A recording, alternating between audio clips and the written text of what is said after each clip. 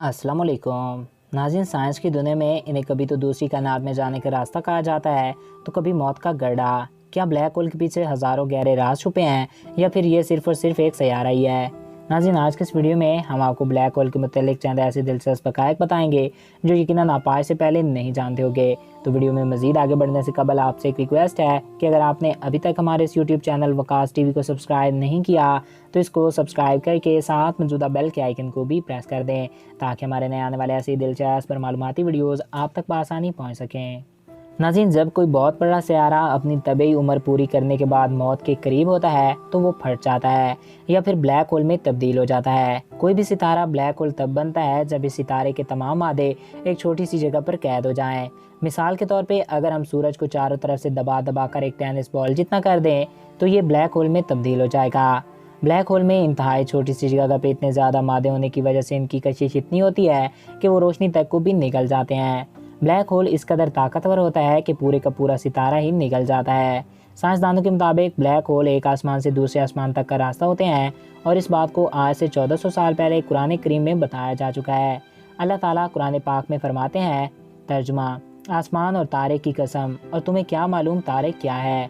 ये वो सितारा है जो साकिब है। सूरह तारिक। दोस्तों, साकिब अरबी ज़बान में आर पार सुराख को कहते हैं और दूध की धार की माने रोशनी को भी साकिब कहते हैं। कुरान मजीद में इस सितारे की दो खूबियाँ बयान की गई हैं।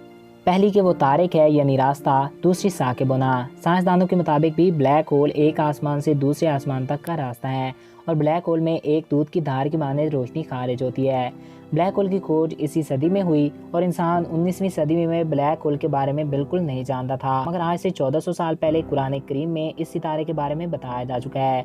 अगर हम रोशनी की बात करें तो ये एक ज़रिया है जो हमारी आँख महसूस कर सकती है और हमें वो चीज़ दिखाती है जिसको हम देखना चाहते हैं।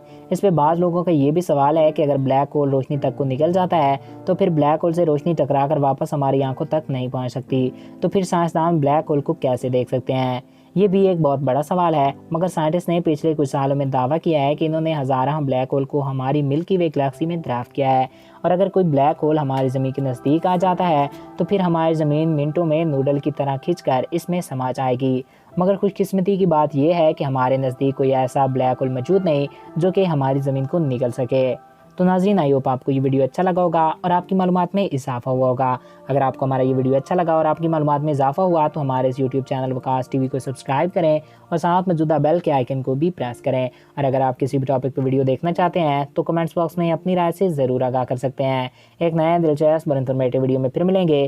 Thanks for watching. अल्लाह हाफिज़।